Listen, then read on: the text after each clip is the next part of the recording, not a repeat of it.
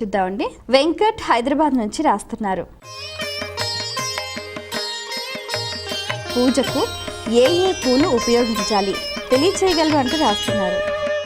పూజ వచ్చేటప్పటికి మంచి సువాసనతోటి కూడినటువంటి పూలు మనకి ఎంతో చక్కగా చామంతిక, వకుళ, పున్నాగ, జాజి, కరవీర రసాం పుష్పై బిల్వప్రవాళ తులసీదళ మల్లికాభిస్వాం పూజయామి జగదీశ్వర వాసుదేవ ఆరామ పుష్పాణి మనోహరాని జలాశయస్థాని సుపల్లవాని సువర్ణ పుష్పాణి మయార్పితాని గృహాణ పాదాబ్జ నిష్ట్యూత నదీ ప్రభ. ఇలా రకరకాలైనటువంటి పూలు మనకి చెప్పారు. చక్కటి సువాసనలు వచ్చేటటువంటి పూలు, వీటిని మాత్రమే వాడాలి. ఆ తర్వాత వాడకూడనివి కూడా కొన్ని ఉన్నాయి. మొగలి పువ్వు తీసుకొని వచ్చి పరమేశ్వరుడికి పూజ చేయకూడదు. ఎట్టి పరిస్థితుల్లో అది దోషము, దాన్ని వాడడానికి వీల్లేదు, నిషేధము. అలాగే గరిక తీసుకొని వెళ్ళి అమ్మవారికి పూజ చేయకూడదు.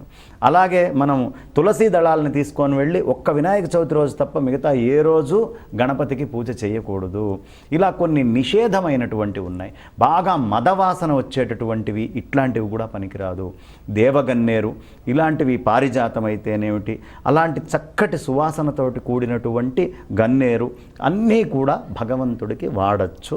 అలాంటి పూలను తీసుకొని వెళ్ళి దేవతా వృక్షాల నుంచి సంజనితమైనటువంటి పూలు ఏవైతే ఉన్నాయో ఆ పూలన్నీ కూడా స్వామివారికి చక్కగా వాడచ్చు.